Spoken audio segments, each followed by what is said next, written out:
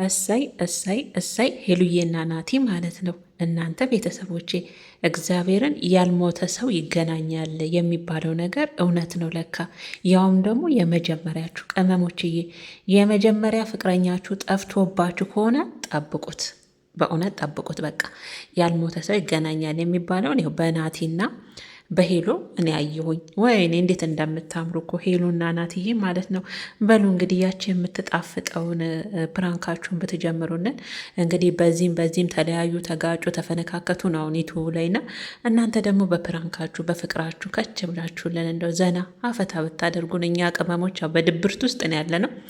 ከዚህ ድብርት ውስጥ እንደው ብታወጡን ደስ ይለናል አደል እንዴ ውዶች? የእውነት እኔ በጣም ነው ደስ ያለኝ ከምላችሁ በላይ ማለት ነው። በቃና ናቲና ሄሉዬ ናቲ የመጀመሪያዋ ነው። እኔ ዩቱብ ላይ ሳያቸው እንግዲህ ከናቲ የመጀመሪያ እሱ ነው አብረው ወደ ዩቱብ ምንድርም የመጡትና ናቲሻና ሄሉዬ በጣም ነው የምታምሩት። ናቲና ሄሉ በቃ አልተቻሉም።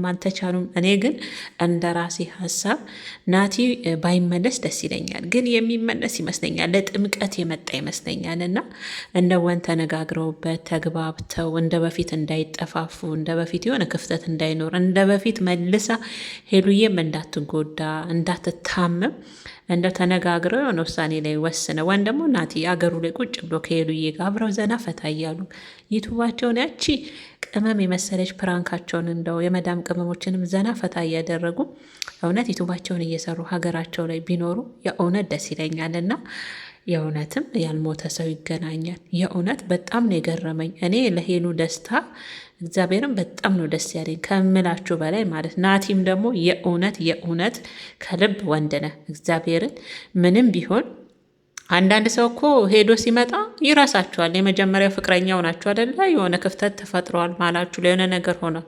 ከዛ የለም የራሱን ላይፍ። ናቲ ግን በጣም ምርጥ ልጅ፣ ጎበዝ ልጅ፣ ያስተዋይ የሆነ እኔ እንጃ። እኔ ናቲን እንዳየሁት ከሆነ በጣም ለእናቱ ክብር ያለው ልጅ፣ እናቱንም በጣም የሚወድ የሆነ ደርበብ ያሉ ረዘም ያሉ እናት ያሉት እናቱን የሚወድ እናቱን የሚያከብር ወንድ ሴትን ልጅ የፈለገ ቢለያይ ያችን ሴት አይረሳም እንዲህ በቀላሉ ማለት ነው። እና ናቲ ላይ ያየሁት ነገር ይሄ ነው።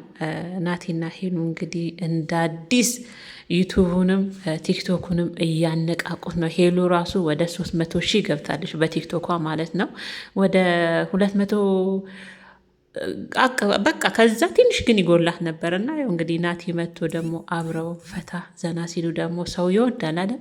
እኛ ቅመሞች ደግሞ ፍቅር የሚሸት ነገር ደስ ይለናል አይደል? ማን ይጠላል ፍቅር? የእውነቴን ነው የምላችሁና ሄሉዬና ናቲ እንግዲህ ያው ዛሬ ደግሞ በቲክቶካቸው ፍትት ድምቅ ብለው መጥተዋል። ዩቱቡንም እያነቃቁት ነው፣ ቲክቶኩንም በድግ እያደረጉት ነው። እና እንግዲህ ፍቅራችሁ ይመር ሄሉዬ። እኔ ያንቺን መደሰት ነው የምፈልገው። ብዙ የተጎዳሽ ልጅ ነሽ፣ ብዙ ያለቀሽ ነሽ እና ምናልባት አይታወቅም እኮ እግዚአብሔር በእጃዙ ይክሳል። የእውነት በእርግጥ በናቲ ብትጎዳም ናቲ ሌላ ሴት ይዞ እሷን ከርቷት ምናምን አይደለም። በነበረበት ሁኔታ በሱ ብዙ ብትጎዳም በነበረበት ሁኔታ በጣም ክፍተት ተፈጥሮ ነበረ። ዛሬ ደግሞ እግዚአብሔር ፈቅዶ ደግሞ እንደዚህ አገናኝቷቸዋል ማለት ነው። እና ለዛም ነው እውነት የእኛ ሀገር ሰው እኮ ማለት ነው እግዚአብሔርን እያንዳንዷን ተረት ያለ ምክንያት አይተርትም። ያልሞተ ሰው ይገናኛል የሚባለው ምንም ጊዜው ቢረዝም የፈለገ ፈተና ውስጥ ብትሆኑ በህይወት እስካላችሁ ድረስ መገናኘት የማይቀር ነውና እውነትም ያልሞተ ሰው ይገናኛል የሚባለው ነገር እውነት ነው። እግዚአብሔርን ነው የምላችሁና ብቻ እግዚአብሔር እንኳን ሁለታችሁንም ከነበራችሁበት ፈተናና ጭንቀት አውጥቶ ዛሬ እንዲህ ደግሞ ተገናኝታችሁ አብራችሁ ለመሳቅ ለመደሰት ለመደነስም ቢሆን እንኳን አበቃችሁ። ሄሉዬ ራሱ አሟት ነበር፣ አሁን ተሽሏታል። ናቲን ስታይ ፍክት ድምቅ ብላለችና አወይ ሄሉሻዬ የኔ ቆንጆ እሰይ ያስምርላችሁ ብለናል። የእውነት ያስምርላችሁ እናቴ ማን እንደመጀመሪያ እሷ እኮ ከብዙዎቹ ጋር ራሱ ስታሳልፍ ሄሉ ካያችኋት እንደ ናቲም ደስተኛ አይደለችም። እና ከናቲ ጋር የነበራቸው ጊዜ ሁላችሁም ታውቃላችሁ።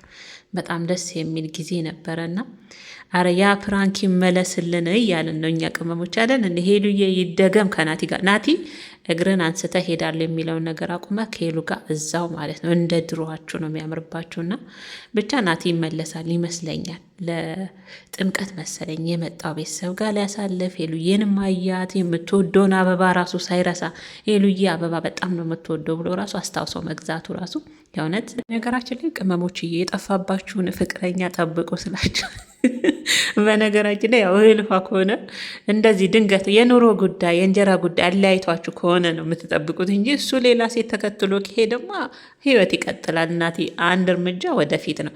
ግን አሁን ሄሉና ናቲን ያለያያቸው የእንጀራ ጉዳይ ነው። የእንጀራ ጉዳይ በመሀል ክፍተት ተፈጠረ። ያ ነው ያለያያቸው እንጂ ናቲ ሌላ ፍቅረኛ ይዞ አልነበረም በጊዜው እንዳየነው ከሆነና እንደዚህ የእንጀራ ጉዳይ ያለያያችሁ ካላችሁ ተስፋ አትቁረጡ።